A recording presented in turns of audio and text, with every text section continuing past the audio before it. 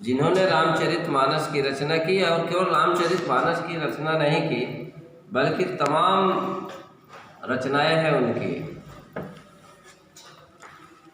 और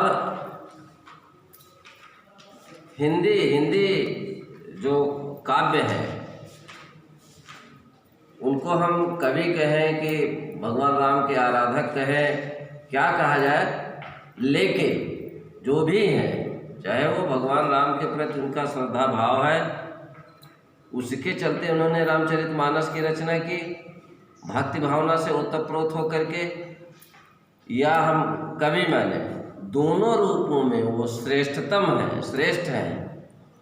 और रामचरितमानस की बात करें तो ये सर्वश्रेष्ठ कृति मानी जा सकती है। इसमें सारे रस, छंद, अलंकार, बल्कि जितने रस होते हैं सबका, अलंकारों का विशेष करके उनका भी समावेश है इसमें।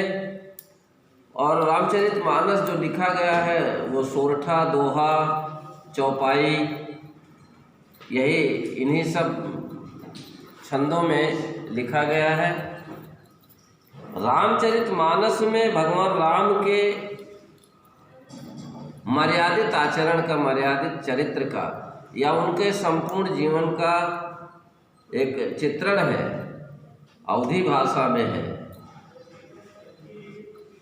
अवधी भाषा में है इसीलिए ज़्यादा यह लोगों के समझ में आता है।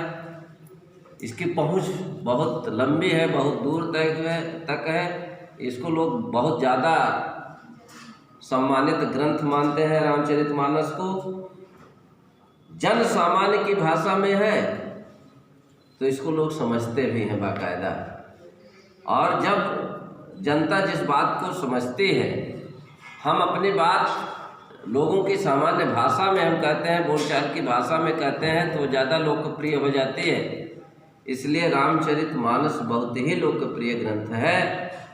यह चूँकि ईश्वर वंदना है, भगवान राम के चरित्र का वर्णन है, उनके चरित्र का मर्यादित वर्णन है, इसलिए हम लोग इसको बहुत महत्व देते हैं और हम लोगों के लिए यह पवित्र ग्रंथ माना जाता है रामचरितमानस। और इसी रामचरितमानस से कुछ चौपाइयाँ और दोहे हैं जिनका अध्ययन हम लोग करेंगे। आपके पाठ्यक्रम में भरत महिमा के शीर्षक से अवतरित किया गया है, जिसमें भरत का जो चरित्र है, भरत किस तरह से आचरण करते हैं, भरत का जो धैर्य है, भरत का जो गांधीर्य है, उसके बारे में तुलसीदास जी ने लिखा है। और आप सब लोग ये जानते हैं कि भगवान राम को 14 वर्ष का वनवास हुआ था। अयोध्या का जो राज था वो भरत को प्राप्त हुआ था, लेकिन भरत उसको स्वीकार नहीं कर रहे थे। और यह मनाने के लिए, भगवान राम को मनाने के लिए, वापस अयोध्या लाने के लिए चित्रकूट जा रहे थे। तो उसी का वर्णन है। वहाँ पहुँचते हैं तो क्या होता है, रास्ते में जा रहे हैं तो कैसा रास्ते के लोग, गांव के लोग उनके बारे में क्या बात करते हैं, और कैकेयी या राजा दशरथ के बारे में क्या बात होती है, उसी का चित्रण है इस भरत महिमा के शीर्षक से जो अवतरित किया गया है। मतलब इस रचना में यहाँ जो चौपाई छंद है उसमें दोहा है, चलत पयादे खात फल पिता दीन तजराज, जात मनावन रघुबर भरत सरिस को आज। चलत पयादे खात फल, पैदल चलते हुए, पयादे मतलब पैदल चलते हैं। उनके पास रथ था, जो भी चाहते वो उपलब्ध था, लेकिन चूँकि भगवान राम पैदल गए थे इसलिए भरत भी पैदल ही उनको मनाने जा रहे हैं। चलत पयादे खात फल, पैदल चलते हुए और फल इत्यादि खाते हुए। पिता दीन तजराज, पिता के द्वारा जो उनको राज्य दिया गया था, अयोध्या का राज उनको सौंपा गया था, उस राज्य को त्याग करके, उसका परित्याग करके जात मनावन रघुवर है। रघुवर को, भगवान राम को मनाने के लिए भरत जा रहे हैं। जात मनावन रघुवर है, भरत सरिस को आज, भरत जैसा श्रेष्ठ धीर गंभीर व्यक्ति भगवान राम को मनाने के लिए आज चित्रकूट जा रहा है। ऐसा गोस्वामी तुलसीदास जी ने इस दोहे में बताया है। भायप भगत भरत आचरणु, कहत सुनत दुख दूषण हरनु। भायप भगत, जो भाई से भक्ति होती है, भाई का जो प्रेम होता है, एक भाई का दूसरे भाई से जो लगाव होता है, प्रेम होता है, और भरत आचरणु, और भरत का आचरण, ये दोनों चीजें, भातृत्व प्रेम और भरत का आचरण। कहत सुनत दुख दूषण हरनु, इसको कहा जाए, किसी को बताया जाए अथवा सुना जाए, दोनों तरह से दुख दूषण हरनु, दुख और दोष को हरने वाला है, दूर करने वाला है। अर्थात भरत का जो चरित्र है, भरत का जो आचरण है, और भरत का जो अपने भाई के प्रति प्रेम है, भगवान राम के प्रति जो उनका स्नेह है, ये दोनों इतने श्रेष्ठ हैं कि इनको हम किसी से बताते हैं तो भी, और किसी से सुनते हैं तो भी, हमारे दुख और दोष ये दोनों नष्ट होते हैं, दूर हो जाते हैं। जो कुछ कहब थोर सखी होई, राम बंधु अस काहे न होई। एक सखी दूसरे सखी से कहती है, एक स्त्री दूसरे स्त्री से कहती है, जो कुछ कहब, जो कुछ भी इनके भरत के बारे में कहा जाए वो कम ही है। थोड़ी सख होई, वो कम ही है। अर्थात भरत का आचरण इतना विशाल है, उनके बारे में अगर हम कुछ बताते हैं तो उस आचरण के सम्मुख ये थोड़ा ही है। वो बहुत बड़े, बहुत श्रेष्ठ आचरण वाले हैं। और राम बंधु अस काहे न होई, राम का भाई ऐसा क्यों नहीं होगा जब राम ही श्रेष्ठ है, उनका ही आचरण मर्यादित है, वो श्रेष्ठ आचरण वाले हैं, तो उनका छोटा भाई भरत क्यों ऐसा नहीं होगा। अर्थात वो भी उसी तरह का आचरण प्रस्तुत करने वाले होंगे। जब बड़ा भाई इस तरह से है तो छोटा भाई भी उसी तरह का आचरण करेगा। हम सब सानुज भरत देखे, भाई धन्य जुबती जन लेखे। हमने सानुज, अनुज के साथ, अनुज कौन था? शत्रुघ्न। भरत को साथ दे रहे थे शत्रुघ्न, अर्थात भगवान राम के पास, भगवान राम को मनाने के लिए भरत, शत्रुघ्न, माताएं, गुरु, तमाम लोग जो अयोध्या के थे वो सारे लोग भरत के साथ भगवान राम को मनाने के लिए जा रहे थे। तो सब हम सब सानुज भरत ही देखे, भाई धन्य जुबती जन लेखे।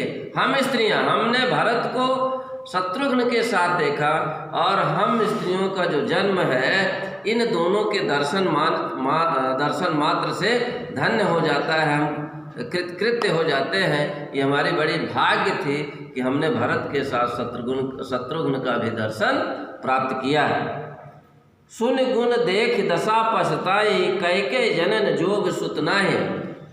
जो भरत को देखता था, सुन गुण देख दशा पछताई, उनके गुणों के बारे में जो सुना है और उनकी जो स्थिति है, यह देख करके वहाँ स्त्रियाँ आपस में चर्चा करती हैं कि कैके जो जनन जोग सुत नाहि, ये कैकेयी वास्तव में कैकेयी के द्वारा जन्म देने योग्य ये सुत नहीं है, बालक नहीं है।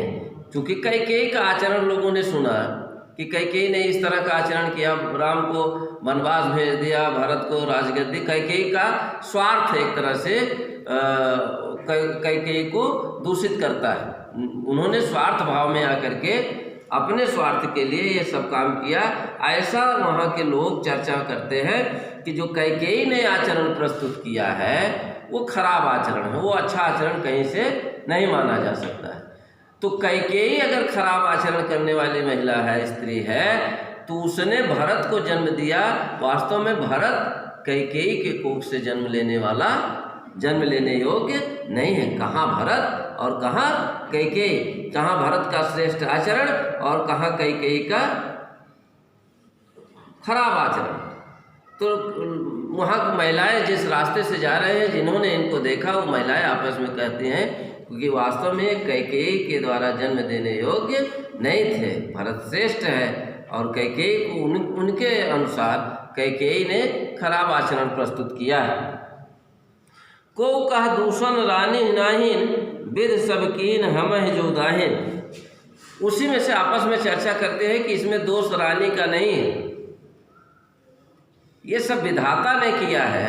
अगर विधाता ऐसा न करता तो कैसे हम लोगों का ये सौभाग्य होता है कि इन दोनों के दर्शन प्राप्त होते, भगवान राम के दर्शन प्राप्त होते। तो इसमें कोई दोष कैकेयी का नहीं है। आपस में जब वहाँ स्त्रियाँ चर्चा कर रही हैं तो वो आपस में चर्चा करती है कि इसमें कोई दोष उनका नहीं है। तो विधाता की देन है, विधाता ने ऐसा बनाया है कि राम को वनवास हुआ और भरत को राजगद्दी मिली, भरत राजगद्दी लेने तैयार नहीं, वो मनाने के लिए जा रहे हैं।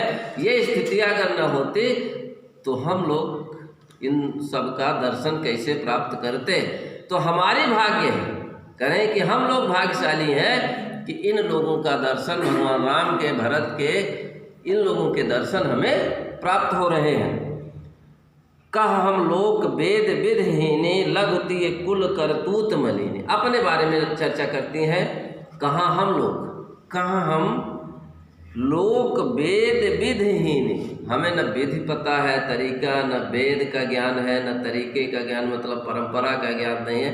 अर्थात हम लोग अज्ञानी हैं, मूर्ख हैं, हमारे अंदर किसी तरह का कोई गुण नहीं है। इसके बाद भी और बता रही है, लघुति कुल करतूत मलिनी।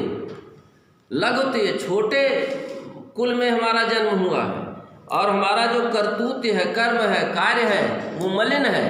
हम लोग निचले स्तर का कार्य करते हैं, निचले कुल में जन्म हुआ है। हम लोग परंपरा को नहीं जानते, हमें वेदों का ज्ञान नहीं है, अज्ञानी हैं हम लोग। इसके बाद भी अगर हम लोगों को इनके दर्शन प्राप्त हो रहे हैं, भगवान राम के दर्शन मिले हैं, भरत का दर्शन प्राप्त हुआ है, तो ये हम लोगों की सौभाग्य है, हम लोगों का भाग्य है। विधाता ने इस तरह से सृष्टि किया है, विधाता की ये माया है, विधाता ने इस तरह से व्यवस्था दी है। बसै कुदेश कुगांव कुबामा, कह यह दरस पुण्य परिणामा। हम लोग निम्न कुल में जन्म, हमारा निम्न करतूत है, हमारे अच्छा कार्य नहीं है, खराब देश है, खराब क्षेत्र है, अच्छा क्षेत्र नहीं। कुगांव, हम कुगांव मतलब जगह हमारा श्रेष्ठ नहीं है, हम न तो अच्छे कुल में है, ना अच्छे कर्म हमारे, ना हमारा क्षेत्र उत्तम है, ना हमारा परिवार उत्तम है। कुबामा, हमारा हम जो है वो उत्तम श्रेष्ठ आचरण करने वाली महिलाएं भी नहीं, हमारा आचरण भी श्रेष्ठ नहीं है। यह दरस पुण्य परिणामा, और कहाँ ये सारी स्थितियाँ और कहाँ यह भगवान राम के दर्शन का पूर्ण परिणाम हम लोगों को प्राप्त हुआ है। अर्थात इतना सब अवगुण, इतनी अज्ञानता, इतना खराब स्थिति, निम्न कुल में जन्म, निम्न कुल, हमारे कुल का कार्य जो है वो मलिन कार्य है। इसके बाद भी कहाँ हमारी ये सारी स्थिति और कहाँ भगवान का दर्शन। तो ये सारी स्थितियाँ तब संभव हो पाई है जब विधाता ने ऐसी व्यवस्था बनाई है। तो हम बहुत भाग्यशाली हैं कि हमें इतना सब होने के बाद भी, इस स्थिति में होने के बाद भी हमें भगवान के दर्शन प्राप्त हुए हैं। ये हमारे सौभाग्य हैं। अस आनंद अचरिच प्रतिग्रामा, जन मरभूमि कलप तरजामा। ऐसा ही आनंद जिधर से वो निकल रहे हैं, भरत शत्रुघ्न, इसके पहले राम लक्ष्मण, तो करें कि जिधर से ये लोग निकल रहे हैं, प्रत्येक गांव में इस तरह से आश्चर्य मिश्रित आनंद हो रहा है, सब लोग प्रसन्नचित्त हैं। जन मरभूमि कलप तरजामा, जैसे मरुस्थल में कल्प वृक्ष पैदा हो जाए, जम जाए, उग जाए, ठीक उसी तरह से इतनी खराब स्थिति होने के बाद भी, निम्न कुल में जन्म लेने के बाद भी, अज्ञानता होने के बाद भी अगर हमें भगवान राम के दर्शन हो रहे हैं, भरत के दर्शन हो रहे हैं, तो ऐसे ही है जैसे मरुस्थल में कल्पतरु का जमना है, वहाँ पर उस वृक्ष का उगना है। तो ये स्थितियाँ हैं जब भरत भगवान राम को मनाने के लिए अयोध्या से चित्रकूट की तरफ जा रहे हैं। आगे क्या स्थिति होगी उसको हम लोग अगले पद में पढ़ेंगे। तब तक के लिए आप सबको बहुत बहुत धन्यवाद।